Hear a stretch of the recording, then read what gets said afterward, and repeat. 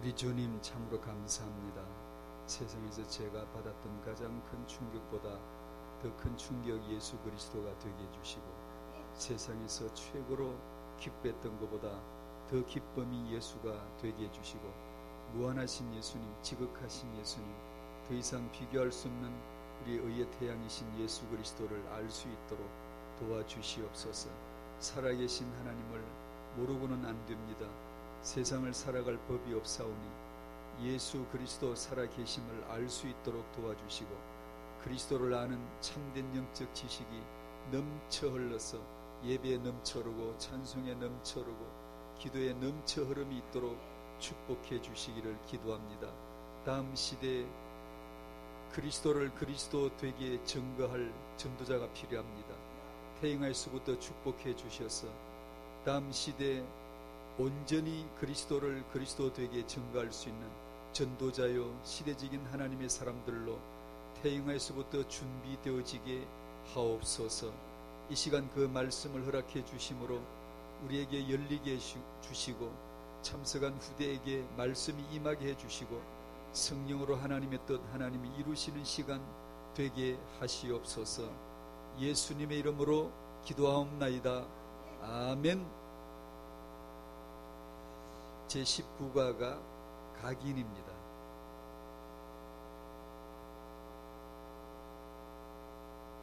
각인이란 아시듯이 각인해서 각인된 게 아니고 그냥 살았을 뿐인데 각인되는 겁니다.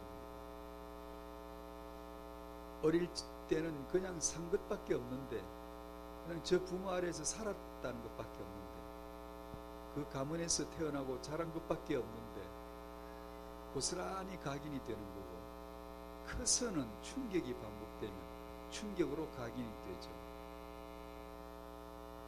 인본으로 보면 어릴 적에 반복된 것이 각인이 되는 것이고, 영적으로 보면 각인이라는 것은 어느 날 성령으로 말미암아 예수 그리스도가 내게 임할 때 생전에 경험해 보지 못했던 충격이니까, 처음으로 살아계신 하나님을 만나는 거니까 그 인생에 지워지지 않는 성령이 인이 쳐지고 각인이 되어지죠. 잊혀지지 않죠.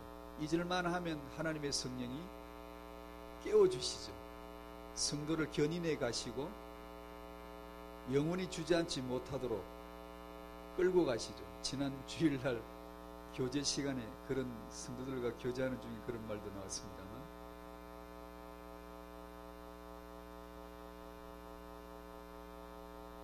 그래서 우리가 힘들죠. 끌고 가니까 우리가 흔쾌히 하나님의 뜻을 알아서 즐겨 복종하고 뛰어서 복종하면 모르겠는데, 그렇지 아니하고 내 육의 저항 가운데서 못 깨닫고 오히려 하나님의 뜻하고 반대로 가고 싶을 때도 있고, 그게 싫을 때도 있거든. 그게 말씀 따라 복종하는 것이 옳은 줄 알면서도 은근히 싫은 때도 있거든요.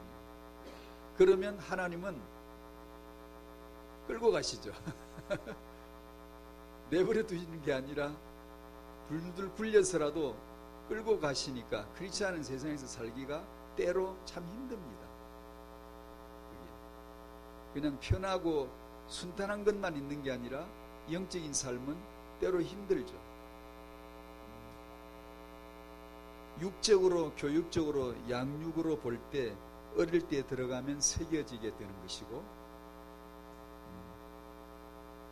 그것이 복음을 위하여 순기능을 하게 되어지면 성령이 임하셔서 그 새겨진 것들을 순기능으로 쓸 수 있으면 복음화 되어지고 복음을 위해서 쓰여지는 것이고, 어릴 적에 아주 좋은 가문에서 좋은 도덕과 인품이 규모가 각인이 되어지고 성품적으로 아주 훌륭하다 할지라도 성공적이라 할지라도 성령을 받지 못하면 그 각인은 정말 하나님의 원수가 되죠. 전혀 쓰임받지 못할 정도가 아니라 불의로서 진리를 막는 원흉 같은 존재가 되죠. 차라리 좀 악할 걸, 깨어진 인생이 되어져서 의지할 곳 없을 때 막다른 골목에서 악을 써서 주의를 찾을 수 있었습니다. 아무 의지할 데가 없어서 절망 가운데서 하나님 있으면 좀 나아봐 달라고 간절하게 부르짖으나 봤으면 좋을 걸. 그 어릴 적에 선하게 각인된 것 때문에 불의로서 진리를 가로막는 유대인들처럼, 그 선한 바리새인들처럼 그 말씀대로 살고 싶어 중심을 다하는 그들이 예수 그리스도를 적극적으로 밀어냈죠. 우리는 이렇게 신앙생활 잘 하는데 당신은 왜 그런 말을 하고, 왜 우리 보고 못됐다 그러고 우리 아비 막이라 그러고 그러냐고. 그것이 워낙 자기 의가 강하기 때문에 하나님의 의가 예수인데 그것이 보이지 않았던 거예요.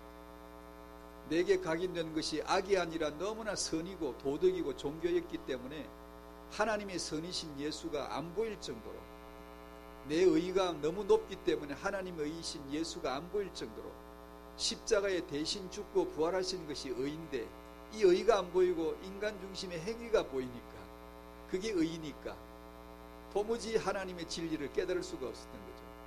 참 불행스럽죠. 그래서 저는 개인적으로 각인이란 단어가 떠오를 때마다 핵심적으로는 항상 마음에 그게 성령이다라고 그렇게 생각합니다. 성령이 임하시면 지워지지 않습니다. 각인이 돼요. 그것이 필요한 거죠. 다음 시대가 우리보다 더 재앙 시대라면 필요한 것은 성령입니다. 성령의 기름 부으심이 필요한 거죠. 그러면 주 예수 그리스도가 드러날 테니까. 각인이란 단어를 들을 때마다 늘 중요하게 여겨지는 것이 또한 태영아이죠. 태영아, 서운이 같은 아이는 그 엄마 아빠에게서 태어나는 것밖에 없었고 옆에서 양육받은 것밖에 없는데 그 부모의 그 가문의 모습들이 그대로 각인되어 들어가겠죠. 그러니까 태영아 시간은 참 어떻게 보면 두렵기도 하고 지워지지 않는 문제이고, 이것이 그래서 태영아 사이에 있는 것 같습니다.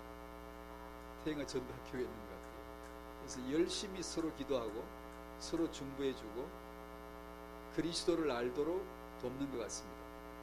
그러면 혹시 비록 모자란다 할지라도, 혹시가 아니라 다 모자라거든요. 선하면 선한 대로 복음을 가로막을 수가 있고, 악하면 악한 대로 복음에 반할 수가 있거든. 인생은 그렇습니다. 그래서 결정적인 것은 그리스도의 복음을 듣느냐, 성령으로 역사가 되느냐 안 되느냐, 여기에 달린 거니까. 거기는 우리의 오직 기도와 서로의 중보밖에 없고 하나님 말씀을 들려주는 것밖에 없죠. 아무리 잘 키워도 문제가 있을 거거든요. 괜찮죠. 왜냐하면 복음을 들어야 될 인생이니까. 오늘 태영아 메시지는 창세기 4장 말씀, 후대로 이어질 역사 세 번째입니다. 하나님은 언약을 후대로 이어지게 하실 것입니다.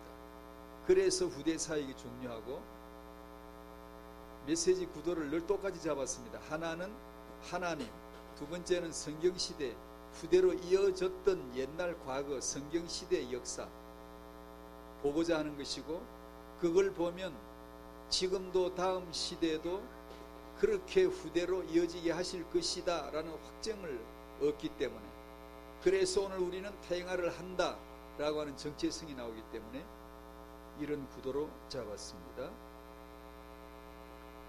첫 번째는 창세기 4장을 펴놓으시고, 첫 번째는 아버지, 성경에서 아버지가 세 아버지가 나오지만 여기는 두 아버지만 소개하죠.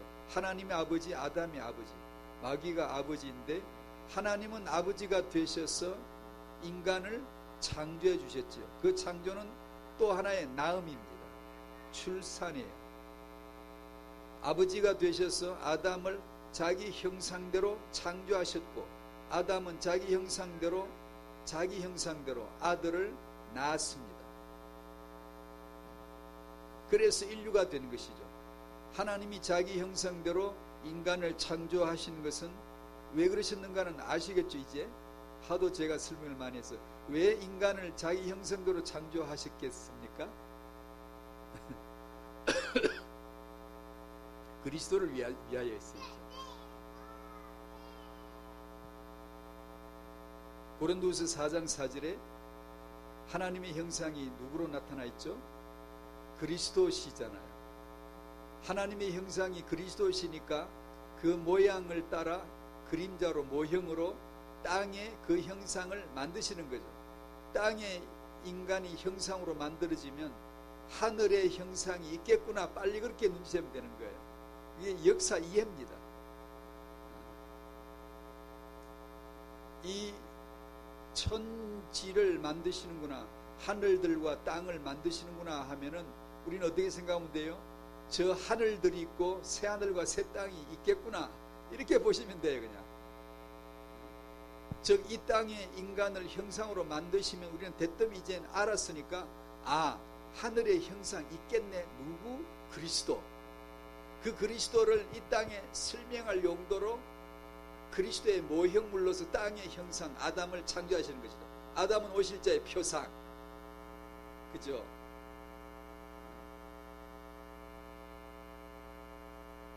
아담은 아버지가 되어서 자기 형상대로 곧 같은 아들을 낳았다라고 창세기 5장 3절에 기록합니다.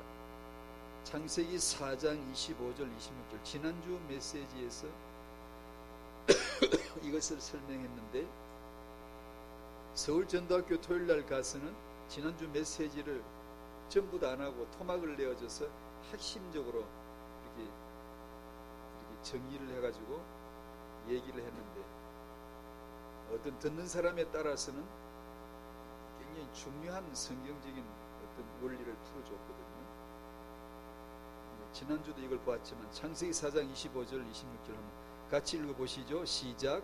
아담이 다시 자기 아내와 동침하며 그가 아들을 낳아 그의 이름을 셋이라 하였으니 이는 하나님이 내게 가인이 죽인 아벨 대신에 다른 씨를 주셨다 함이며, 셋도 아들을 낳고 그의 이름을 에노스라 하였으며, 그때의 사람들이 비로소 여호와 이름을 불렀더라. 5장 1절에서 5절까지만이라도 5절 셋 에노스까지 5장 1절에서 5절까지 읽습니다. 이것은 아담의 계보를 적은 책이니라.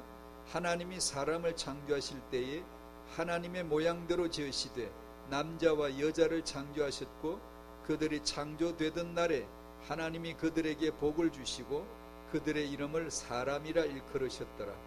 아담은 130세에 자기의 모양 곧 자기의 형상과 같은 아들을 낳아 이름을 셋이라 하였고, 아담은 셋을 낳은 후 800년을 지내며 자녀들을 낳았으며 그는 930세를 살고 죽었더라. 아멘. 아담과 똑같은 삶을 살고 후손을 낳고 죽는 게 아담 계열, 즉 여자의 후손 계열이 쭉 이렇게 나오고, 4장에서는 가인의 계열, 즉 뱀의 후손 계열이 역사에 등장을 하죠.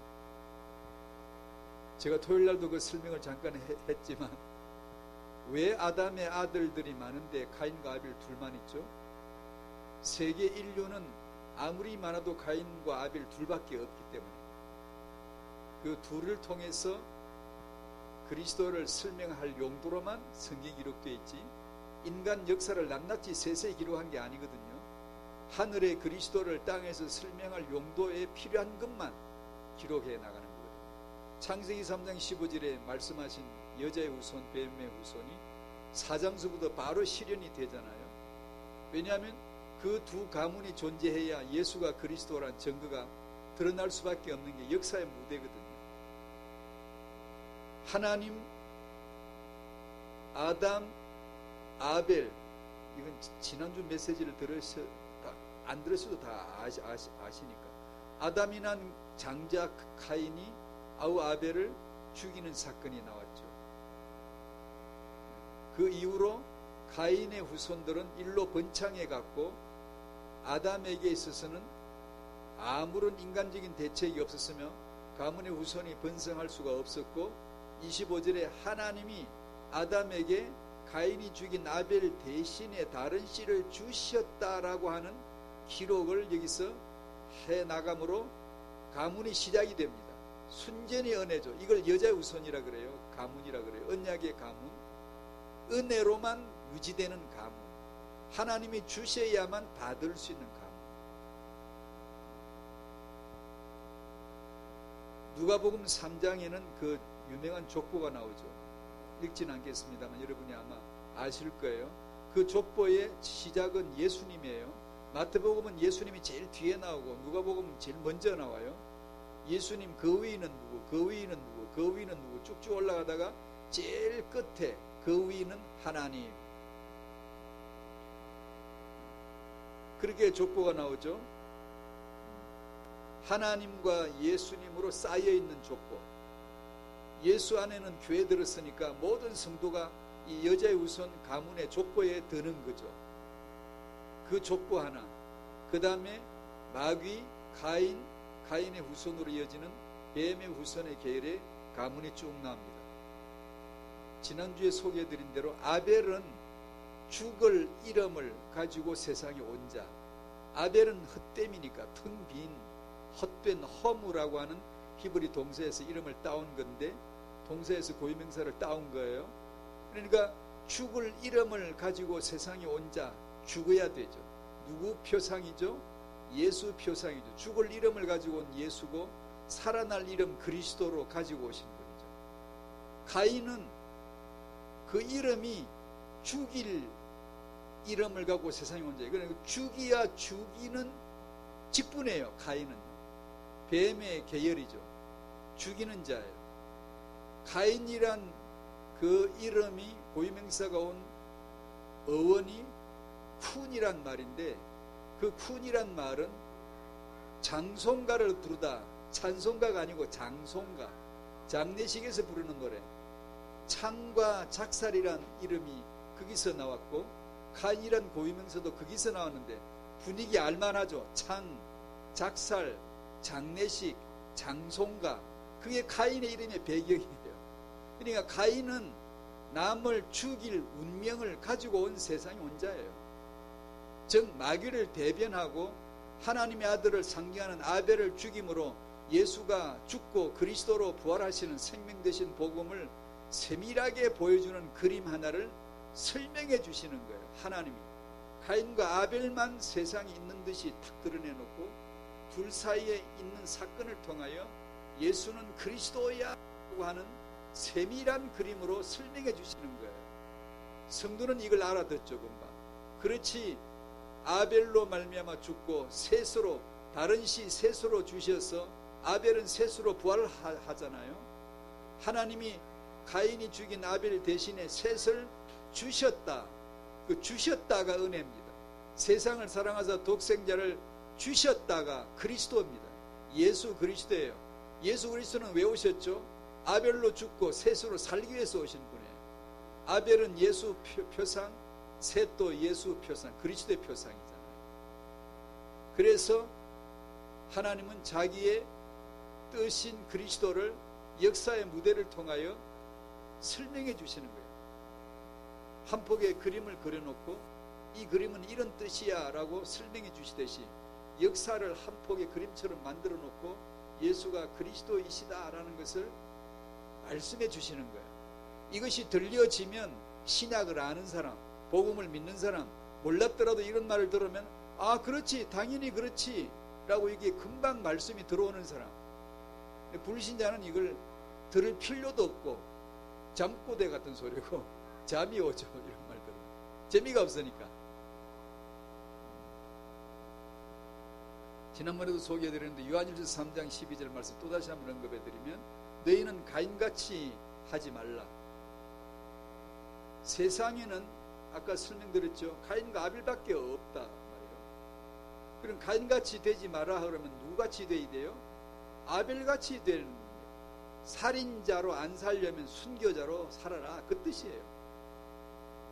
미워하지 마라. 남을 미워하면 그런 미움을 가지고 살면 안 돼. 이런 도덕을 가르치는 게 아니고요. 성경은 도덕을 가르치는 강론한 책이 아니라니까.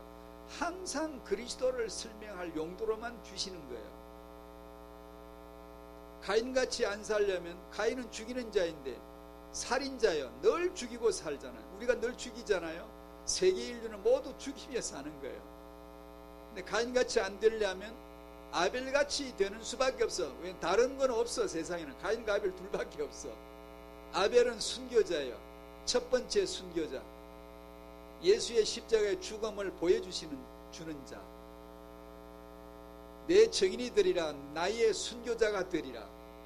예수 믿고 성령 받으면 다 죽어요. 죽은 자들끼리 만남이 결혼이에요. 죽은 자들끼리 만나야 부부 사이에 복음이 나타나요. 죽으니까. 안 죽으면 끊임없이 두 세력 세 싸움을 하는 거예요. 나 중심 너 중심. 저도 나 중심 나도 나 중심. 창세기 3장 저도 창세기 3장. 둘 다 나도 가인 저도 가인. 둘 다 서로 죽여야 돼. 죽이는 게 사는 거니까. 아벨은 죽는 게 사는 거다. 죽는 게. 그 십자가의 복음으로 사는 거.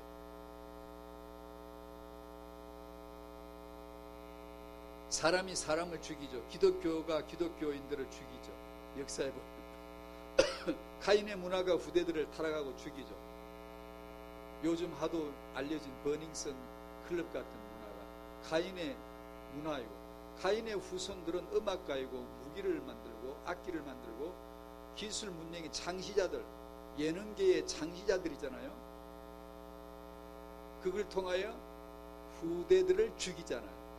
가인은 항상 직분이 이름이 직분이에요. 죽이는 자예요. 그 가인의 문화를 세상에 근재하게 존재하고 있죠. 왜요?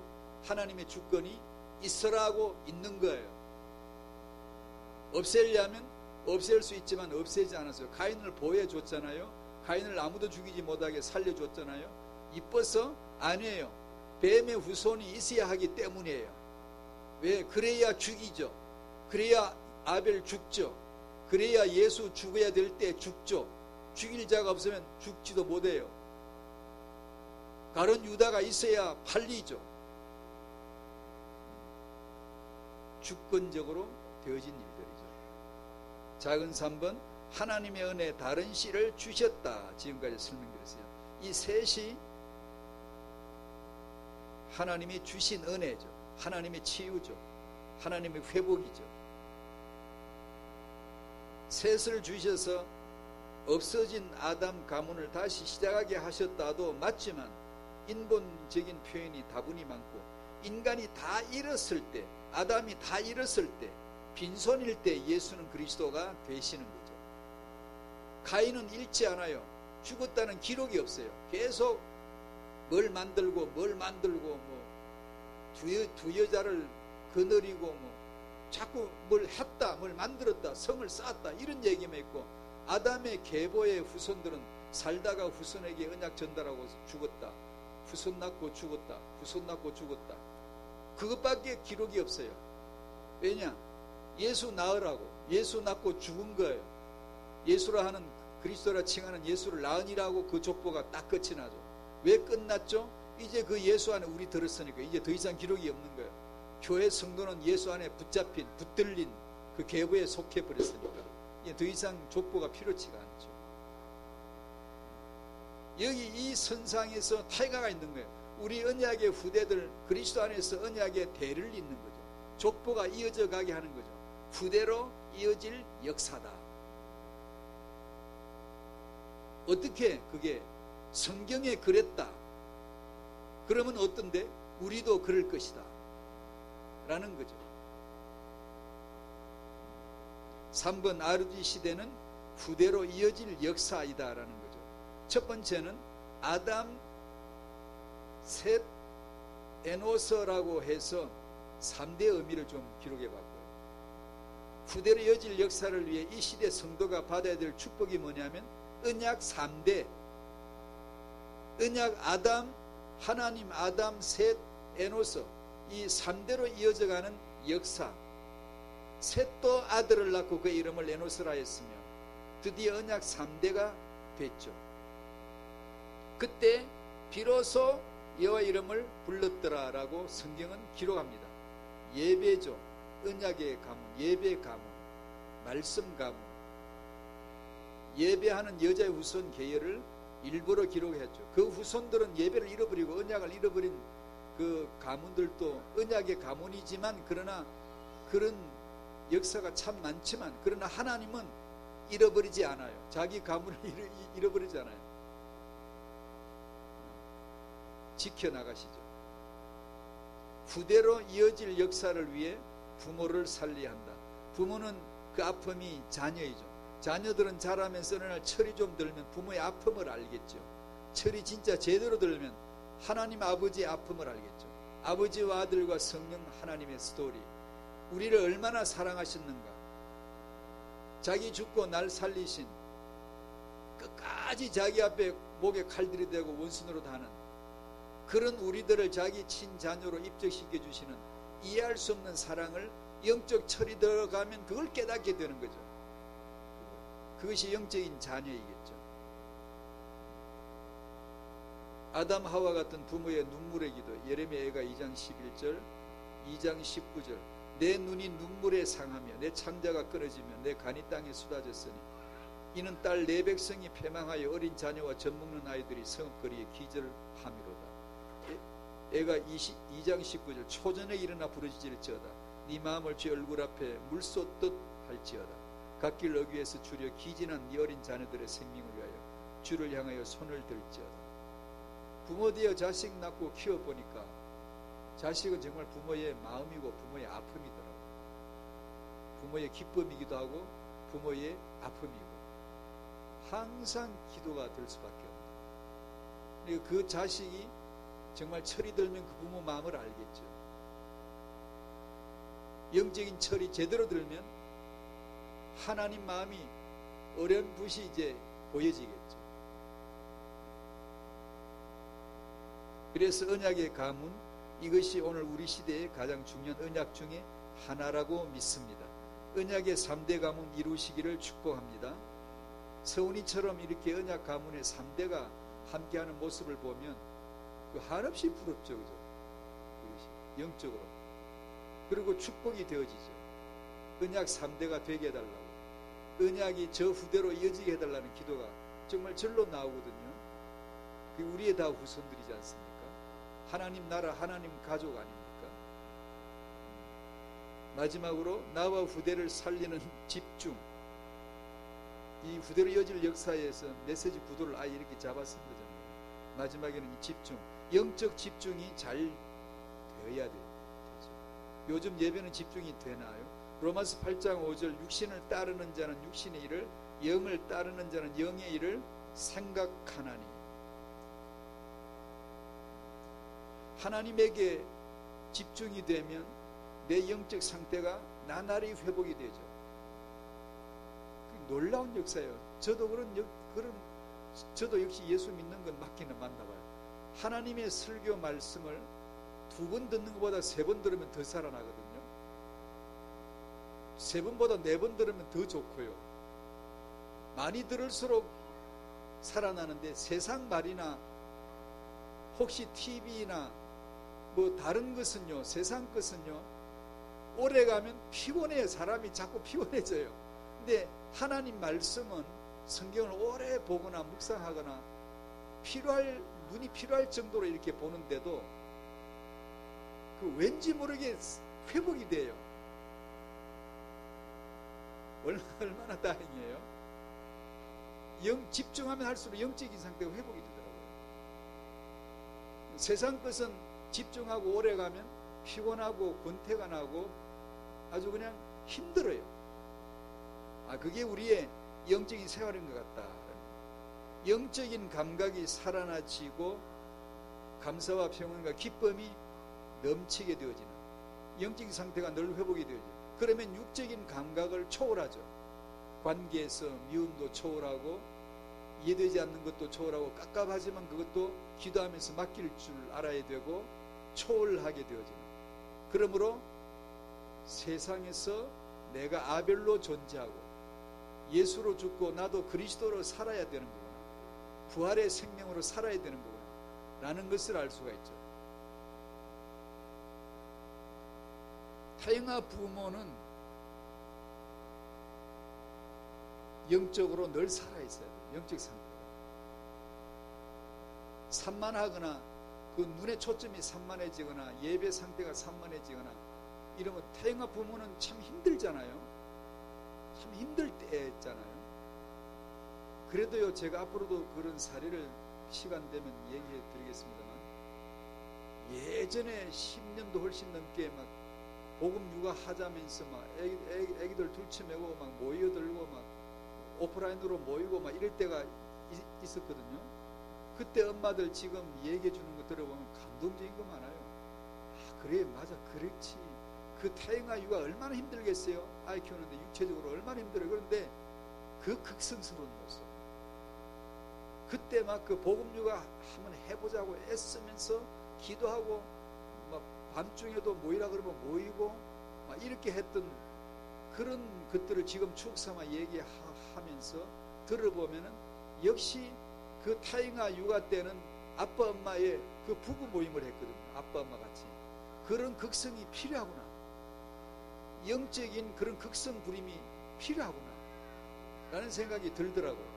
만약에 힘들다고 피곤하다고 그걸 봐주고 적절하게 좀 이렇게 느슨해지고 쉬고 이렇게 하면 그거 못했거든요. 지금 그 아이들 자라는 걸 보면서 그 엄마들이 그러면 정말로 감사하고, 다 그렇진 않아요. 그렇지 않은 부모도 있어요.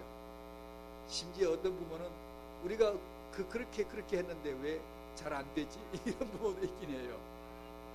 그는 축복받을 줄 몰라서 그런 거예요. 그런 엄마들의 사례를 제가 다음에 소개 좀 할게요. 할 게 너무 많더라고. 12여 년 전에 추억을 되살리면서 포럼해 주는 내용을 들어보면 많은 걸 생각하게 해요. 아, 역시 태영아 부모 때는 영적인 초점을 잃지 않고 영적인 상태를 항상 회복하고 언약 붙잡고 힘들수록 더 기도하고 피곤할수록 더 모이고 힘들수록 예배 더 일찍 오고 예배를 위해서 더 기도하고 그런 영적인 싸움이 정말 필요하구나. 그런 얘기들이 지금 한결같이 정말 너무 잘했다고, 정말 다행이라고, 그때 그런 열정을 안 보였으면 어떻게 할 뻔했냐고 그런 얘기들을 하더라고요. 예배에 집중되기를 바랍니다. 참 예배란 나를 드리는 게 아닙니다. 그거는 지쳐요. 나를 드리고 내 마음을 드리고 내가 찬송 드리고 내 정성을 다하는 예배가 되면 하다가 지쳐요. 내가 뭘 하는 게 예배가 아니라 항상 관점을 하늘로 두셔야 돼요. 하나님이 누구지? 하나님이 뭘 하셨지? 하나님의 행동이 뭐지? 아버지와 아들 성령이 행하심이 뭐지? 그것이 66권이니까 우리가 무엇을 행하는 것을 기록한 성경책이 하나도 없고요. 하나님의 행하심을 보여주는 거예요. 가인이 아벨을 죽였다? 그 하늘의 메시지 때문에 땅에 살인이 있는 거예요. 아벨이 죽임을 당했다? 하늘의 메시지가 있기 때문에 땅의 역사가 있는 거예요. 땅의 역사 얘기한 거 아니라니까요. 그게요. 하나님이 뭘 하셨지? 예수는 그리스도를 하셨지요. 하나님의 행동이 뭐지? 예수는 그리스도가 하나님의 행동이죠. 내가 그 그리스도의 복음을 들으면, 말씀을 성령으로 깨달으면 예배가 되는 거예요. 찬송을 드린다는 것은 내 노래를 드리는 게 아니잖아요. 하나님이 행하신 예수 그리스도를 고백하는 거잖아요. 헌금을 드릴 때 내 돈을 드리는 건가요? 그게 예수 그리스도를 고백하는 거잖아요. 그 헌금이. 그러니 그 예배가 비밀을 깨달은 자에게는 할수록 힘이 나겠죠. 근데 이것이 없으면 할수록 지쳐요. 예배 시간이 길거나 설교가 길면 그게 힘들어요. 그런데 그게 내 양식인 사람은 그거 좋잖아요. 예배를 또 하고 예배를 또 하고 좋잖아요. 아벨이 양의 첫 새끼로 기름으로 제물을 삼아 드렸다. 이것은 아벨의 믿음이 참 좋았다. 이걸 말하는 게 아니고요. 하늘에 있는 제물, 하나님이 자기 아들을 그리스도를 제물로 내어놓으시고 아벨처럼 제물로 내놓으시는 그 하늘의 제단을 설명해 주시는 걸로 그래 알아들어야 되는 그게 복음이거든요. 창세기 4장 4절에 아벨은 자기 양의 첫 새끼와 기름으로 드렸더니 하나님이 그 아벨과 그의 제물은 받으셨다. 그게 예수 죽음이에요. 그래서 아벨은 죽는 거예요. 아벨이 받아줬다고. 아벨을 받아줬다고. 아벨과 그의 제물은 여호와께서 연락해 주셨다고. 그래 좀 있다가 8절에 가인이 아벨을 죽여버리잖아. 연락되어져서 순교자가 됐어요. 하나님이 받아주신 바 됐어요. 제물로. 그게 예수 그리스도의 그림이고 우리들의 그림이에요. 그게 성도는 제물 되어져서 산 몸으로 제물 바쳐서 받아들이신 자이거든요. 그게 전도요, 그게 선교요, 예배잖아요. 세상 살 때 성도는 죽지 않으면 정인 못 되거든요. 될 길이 없거든요.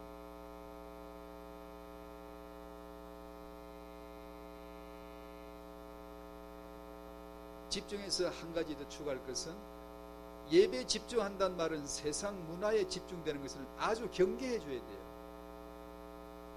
아주 경계해 줘야 돼요. 왜냐하면 문화 자체는 중독 자체거든요. 세상은 문화 자체이기 때문에 떠날 수는 없지만, 왜냐하면 우리는 이 살아야 되니까. 가인이 있는 곳에 아벨은 살아야 돼요. 그래야 죽임을 당하죠. 그래서 이 세상 문화를 떠날 수는 없지만, 이 세상 문화 속에 우리가 휘말려 들거나 그것을 즐기거나 거기에 빠져들면 예배 맛을 순식간에 잃어버립니다. 이 예배의 깊은 맛을 잃어버려요. 타영아 부모는 아이를 데리고 사는 것이 각인이기 때문에 이거 자체가 각인이에요. 그냥 우리 엄마는 예배가 시큰둥해. 그럼 그게 각인이에요. 그냥 각인이란 말은 야 이제부터 오늘부터 각인이다 그래서 들어가는 게 아니에요. 그냥 살 뿐인데 각인이잖아요. 그냥 살았을 뿐인데 각인이잖아요. 좋은 것만 각인되는 게 아니라 그냥 24시가 각인이잖아요. 그러니까 타영아 부모의 영적인 상태, 예배 집중, 문화에 대한 경계, 이것은 정말 중요하죠. 중요하다 뿐이겠습니까? 그러니까 태영아 전도학교를 통해서라도 태영아 부모들이 은혜 받아야 된다고, 복음에 있어야 된다고. 저 얘기를 해서 죄송합니다만, 제가 왜 일을 하게 되는지 정말 자다가도 모를 일인데 그거 하나를 생각이 들더라고요. 너 목사잖아. 그러니까 목사가 할 수 있는 태영아는 이거잖아. 그러니까 태영아 부모들에게 복음을 깨워줘. 그러면 나머지 역사는 하나님이 하시는 거야 라는 생각이 들어서 하는 거야. 안 그러면 태영아로 본다면 세계에서 제일 모르는 사람 중에 하나잖아요. 그래서 저는 전도기 가면 그런 기도는 꼭 미리 약을 씁니다. 제일 모르는 자가 1시간 또 떠듭니다. 용서해 주십시오. 두 번째 기도, 주의 종 중에 마지막 끄트머리 자리, 그 아래 자리도 앉을 수 있는 종인데 제가 감히 설교합니다. 저를 그냥 마른 막대기로만 세우시고 하나님이 말씀해 주셔야 되겠습니다. 그 기도는 약치듯이 꼭 하거든요. 왜냐하면 그게 사실이니까. 복음을, 그리스도를 알도록 증거해주면 태영아 부모가 살아날 것이다. 그 예배가 살아나면, 영적인 상태가 살아나면 태영아는 고스란히 복을 받는 것이다. 거기다가 태영아 육아의 공부, 지식, 육아의 지식, 이런 것들이 전문가들에 의해서 조금씩 주어지면 그것이 얼마나 배움이 될까 싶거든요.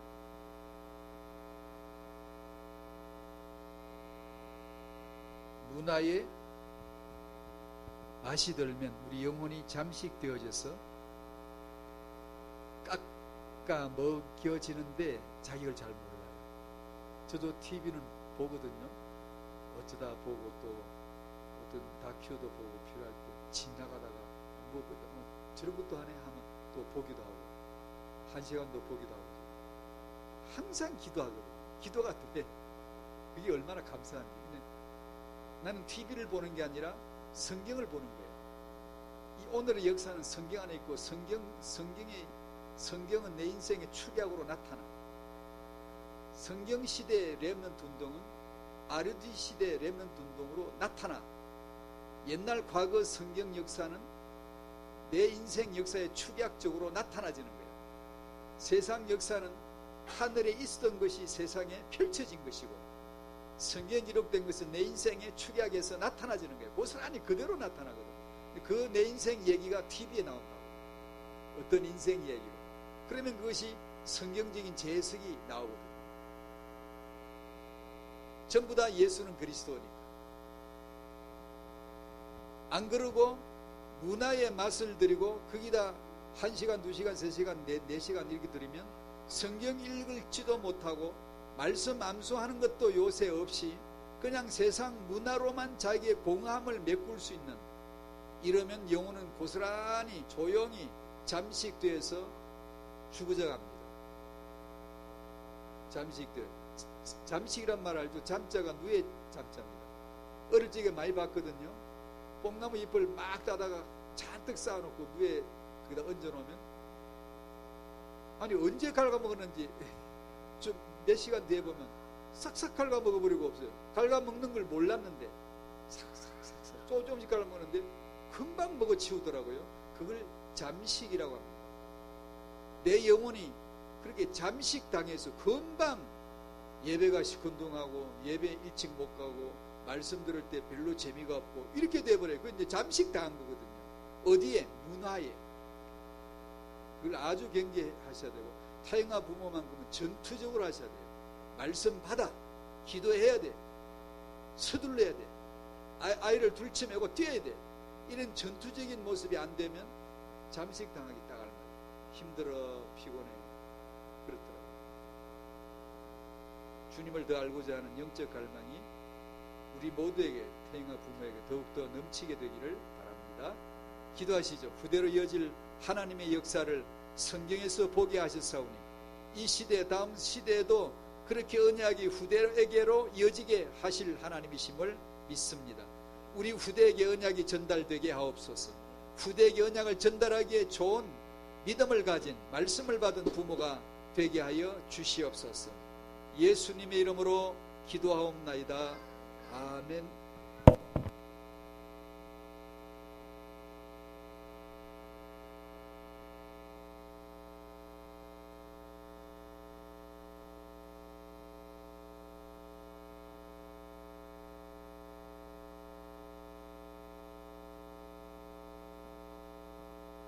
찬양 200장 드리겠습니다. 찬양 200장 드리면서 하나님 아버지 앞에 헌금 드리겠습니다.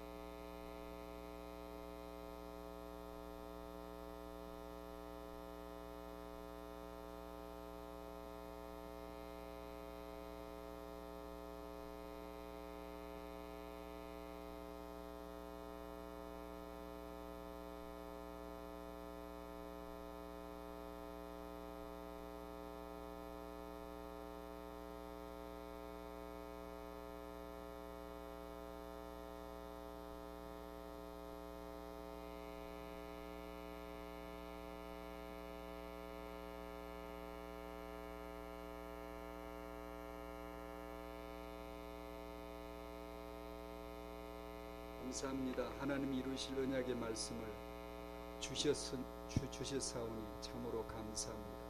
하나님이 이루셨고 이루실 것을 믿습니다. 소망교회의 하나님 함께 하시고 복음으로 지역 살리는, 세상 살리는 택한 교회, 뽑힌 교회, 세우신 교회 하나님이 함께 하셔서 역사해 주시기를 기도합니다. 태영아 전도학교가 소망교회에 있사오니 소망교회의 기도와 헌신으로 있사오니 함께하여 주시옵시고 후대 렘넌트들을 살릴 수 있도록 축복하여 주시옵소서. 하나님 아버지, 믿음의 헌금을 드림으로 예수가 그리스도 되심을 고백해 하시니 참으로 감사합니다.